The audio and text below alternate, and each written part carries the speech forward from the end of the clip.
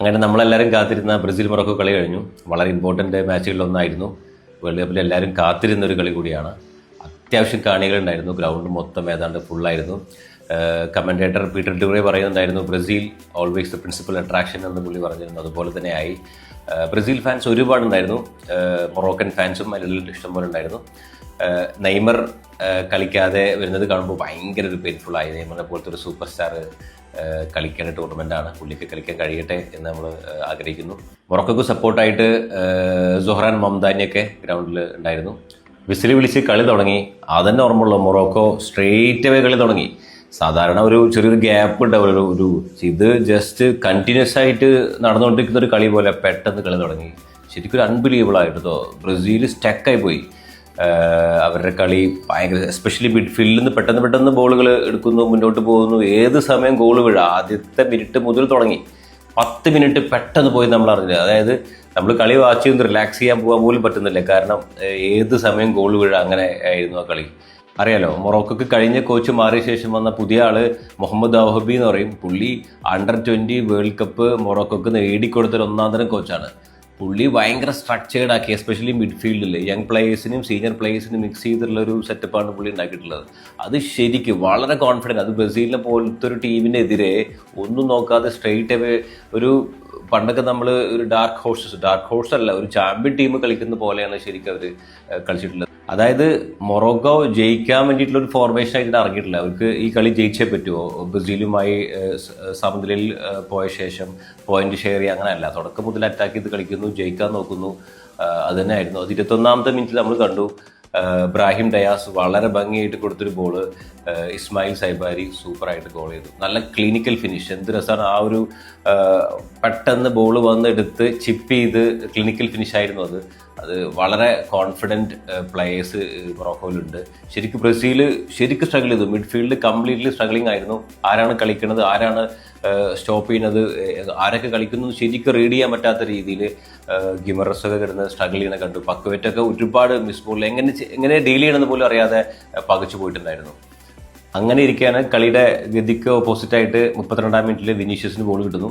Vinicius അറിയാലോ, super star player ആണ്, നല്ല എക്സ്പീരിയൻസ്ഡ് ആണ്. ബോൾ കിട്ടിയിട്ട് എങ്ങനെ കളിക്കേണ്ടതെന്ന് അറിയാം. പുള്ളിയുടെ ഒരു ഇൻഡിവിജ്വൽ ബ്രില്യൻസ് കൊണ്ട് മാത്രമാണ് ആ ഒരു പ്രഷറിന്ന് ഫസ്റ്റ് ഹാഫിൽ ബ്രസീൽ രക്ഷപ്പെട്ടത്. പുള്ളി ആ വിങ്ങിൽ ബോൾ കിട്ടിക്കഴിഞ്ഞാൽ കളിക്കുന്ന രീതിയുണ്ട്.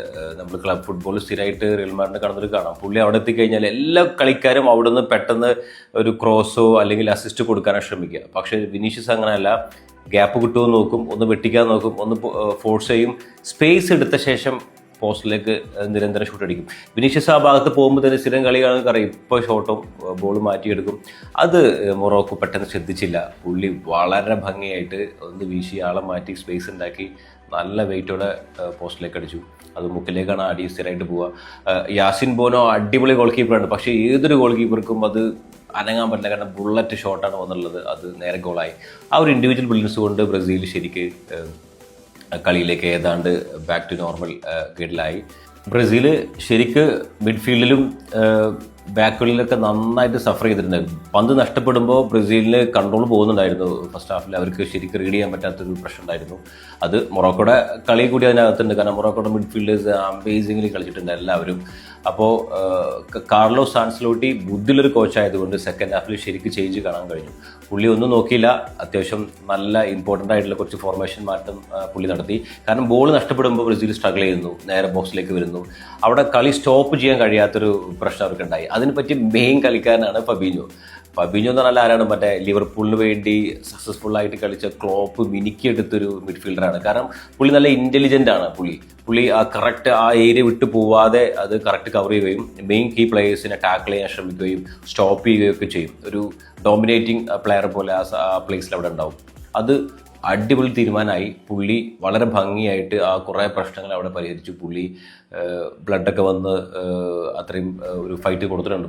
പുള്ളി വന്നതിന് ശേഷം ബ്രസീൽ കുറച്ച് രക്ഷപ്പെട്ടു. കാരണം പുള്ളിനെ പോലത്തെ ഒരു പ്ലെയർ അവിടെ ഇമ്പോർട്ടൻ്റ് ആയിരുന്നു. കാരണം മൊറോക്കോ പോലത്തെ ഒരു ടീം മിഡ്ഫീൽഡിൽ വളരെ ബോളിങ്ങനെ ഹഗ് ചെയ്ത് കളിക്കുന്ന ഒരു പ്ലെയേഴ്സ് തമ്മിൽ ഉണ്ടാകുമ്പോൾ എന്തായാലും സ്റ്റോപ്പ് ചെയ്യാൻ ഫബീനെ പോലത്തെ ഒരു കളിക്കാരനെ ഉപയോഗിക്കാൻ ആൻസലോട്ടിയുടെ ബ്രെയിനിന് കഴിഞ്ഞു. അതൊരു മികച്ചൊരു നീക്കമായിരുന്നു. അങ്ങനെ കളി സമനിലായി, പോയിന്റ്സ് ഷെയർഡായി.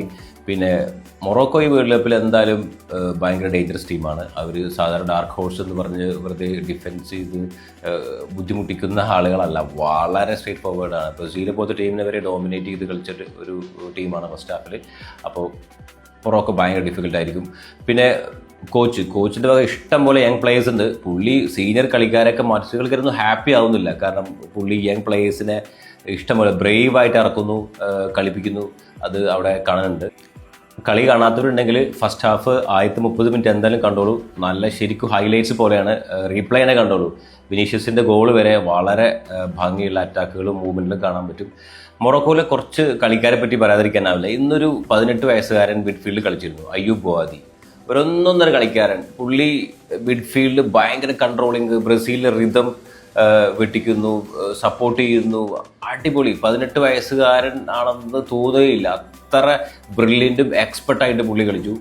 ആ കോച്ചൊരു യങ്സ്റ്റേഴ്സിന് അവസരം കൊടുക്കുകയും അവരുടെ ടാലൻറ്റ് മുതലെടുക്കുകയും ചെയ്യുന്നതാണ് കണ്ടത്.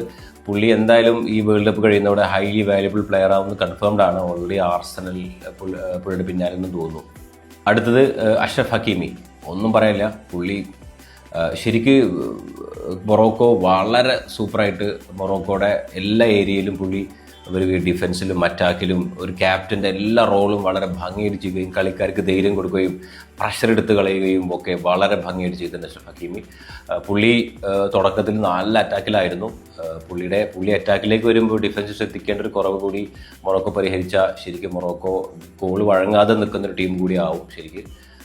ശരിക്കും പുള്ളി റിയലി ഒരു ലീഡർ എന്ന രീതിയിൽ ഒരുപാട് മുന്നിലേക്ക് വന്നു കഴിഞ്ഞു. പിന്നെ അടുത്തത് ബ്രാഹിം ഡിയാസ്. പുള്ളിയാണ് ശരിക്കും ക്രിയേറ്റീവ് എഞ്ചിൻ. ഒരു അടിപൊളിയായിട്ട് പുള്ളി മിഡ്ഫീൽഡിൽ കളിക്കുന്നുണ്ട്, പന്ത് പാസ് കൊടുക്കുന്നുണ്ട്, കളിക്കാരൊക്കെ സ്പ്ലിറ്റ് ചെയ്ത് പോകുന്നു, നല്ല ഭംഗിയുള്ള മുന്നേറ്റങ്ങൾ ഉണ്ടാക്കുന്നു. പുള്ളി ആയിരിക്കും ഈ ടൂർണമെൻറ്റിൽ മൊറോക്കോയുടെ എല്ലാ അറ്റാക്കിനും പിന്നിലുണ്ടായിരിക്കും എന്ന് കൺഫേം ആണ്. സാധാരണ നമ്മൾ ഹക്കീം സിയാച്ച് ഉള്ളപ്പോൾ പുള്ളി ആണ് വളരെ ഭംഗിയായിട്ട് റൈറ്റും ലെഫ്റ്റൊക്കെ ബോൾ കൊടുക്കുകയും അസിസ്റ്റ് കൊടുക്കുകയും ചെയ്യുന്ന കളിക്കാരനാണ്. പുള്ളിയുടെ ഒരു കുറവ് മൊറോക്കോ ഫേസ് ചെയ്യുന്ന നമ്മൾ തോന്നിച്ചിരുന്നു. പക്ഷേ അതുണ്ടാവില്ല, കാരണം ഇഷ്ടം പോലെ പ്ലെയേഴ്സ് റെഡിയാണ്. പിന്നെ Yasin Bono highly experienced goal കീപ്പറാണ്. പുള്ളിയുടെ കുറേ ബ്രില്യൻറ്റ് സേവുകൾ ഉണ്ടായി. ഒരു പോസ്റ്റിലേക്ക് വന്ന ഒരു കൗണ്ടർ ബോൾ പുള്ളി അഡ്വാൻസ് ആയിട്ട് കയറി വന്നെടുത്ത് കളഞ്ഞതൊക്കെ അമേസിങ് ആണ്. പുള്ളിയുടെ ഒരു പ്രസൻസ്, പുള്ളിക്ക് ചെറുതായിട്ട് പരിക്ക് പറ്റിയ പോലെയൊക്കെ ഉണ്ടായി. പുള്ളി അനിവാര്യമാണ്. പുള്ളിയൊക്കെ നല്ല ഫോമിലൂടെ നിന്ന് കഴിഞ്ഞാൽ മൊറോക്കോനെ ബീറ്റ് ചെയ്യാൻ കുറച്ച് പാടായിരിക്കും. ബ്രസീൽ ഈ കളിയോടെ ഒരുപാട് കാര്യങ്ങൾ മാറ്റുമെന്ന് വിചാരിക്കുന്നു. അവർ ഫസ്റ്റ് ഹാഫിന് ശേഷം ശരിക്കും സെക്കൻഡ് ഹാഫിൽ കംപ്ലീറ്റ്ലി കോച്ച് കളി മാറ്റിയിട്ടുണ്ട്. കാരണം മിഡ്ഫീൽഡ് ബിൽഡപ്പിൽ കുറച്ച് പ്രശ്നങ്ങളുണ്ട്, അതുപോലെ ഡിഫെൻസീവിലും പ്രശ്നങ്ങളുണ്ട്, ഡിഫെൻസീവ് മിഡ്ഫീൽഡിൽ പ്രശ്നങ്ങളുണ്ട്. ബോൾ വളരെ പെട്ടെന്ന് പോസ്റ്റിലേക്ക് എത്തുന്നുണ്ട്. അത് കുറച്ചുകൂടി നല്ല ക്വാളിറ്റി സ്ട്രൈക്കർമാരൊക്കെയുള്ള ടീമുകളൊക്കെ ആണെങ്കിൽ വളരെ പെട്ടെന്ന് ഗോള് വഴങ്ങാൻ സാധ്യതയുണ്ട്. പിന്നെ വിനീഷ്യസിനെ പോലത്തെ ഒരു കളിക്കാരെ ലോക്കാക്കിയാൽ ബ്രസീൽ കൊടുക്കും. കാരണം പണ്ടൊക്കെ റൊണാൾഡീഞ്ഞോ പോലത്തെ കളിക്കാർ, റൊണാൾഡീഞ്ഞോ എന്ന് പറഞ്ഞാൽ അറിയാമല്ലോ, അത്രയും അമേസിങ് ടാലൻ്റാണ്. ആ ഒരൊറ്റ പ്ലെയർ മതി ബാക്കി എല്ലാവർക്കും സപ്ലൈ ചെയ്യാനും കൊടുക്കാനും ക്രിയേറ്റീവായിട്ട് ഒക്കെ ഭേദിച്ച് കളിക്കാനൊക്കെ പറ്റും. അങ്ങനത്തെ ഒരു പ്ലെയറെ കുറവുണ്ട്. അത് അത്രക്കൊന്നും വേണ്ട. പുള്ളിയുടെ ശരിക്കും ഒരു പകുതി ടാലൻറ്റ് പോലും വേണ്ട. അത്ര അമേസിങ് പ്ലെയറാണ് പുള്ളി.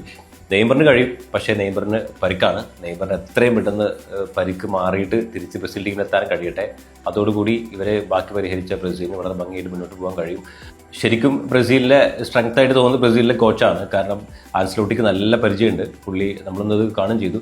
അതുപോലെ പുള്ളി അടുത്ത നോക്കൗട്ട് കളികളിൽ പുള്ളി പ്ലേയേഴ്സൊക്കെ ഒന്ന് ശരിക്ക് നല്ല രീതിയിൽ കളി പുറത്തെടുത്ത് കഴിഞ്ഞാൽ പുള്ളിക്ക് ഈ എതിർ ടീമുകളിൽ, പ്രത്യേകിച്ച് നോക്കൗട്ട് ടൂർണമെൻറ്റുകളിലെ മികച്ച വലിയ കളിക്കാരികളെല്ലാം ഒതുക്കിയും പൂട്ടിയൊക്കെ അത്യാവശ്യം എക്സ്പീരിയൻസ് ഉള്ള ക്ലബ്ബുകളിലൊക്കെ എക്സ്പീരിയൻസ് ഉള്ള ആളാണ് ആൻസലോട്ടി. ആൻസലോട്ടിക്ക് എന്തായാലും ബ്രസീലിനെ മുന്നോട്ട് കൊണ്ടുപോകാൻ കഴിയും. എത്രയും പെട്ടെന്ന് നെയ്മർ വരട്ടെ എന്നുള്ളതാണ്. കാരണം നെയ്മർ, ക്രിസ്ത്യാനോ, മെസ്സി, മോഡ്രിക് ഇവരൊക്കെ ലാസ്റ്റ് കളിയാണ്. അപ്പോൾ അവരൊക്കെ ഒന്ന് കളിച്ച് പോകുന്നത് കാണുമ്പോൾ ആയിരിക്കും വേൾഡ് കപ്പിന് ഭംഗി ഉണ്ടാവുക. ഓക്കെ, അപ്പോൾ വീണ്ടും കാണാം.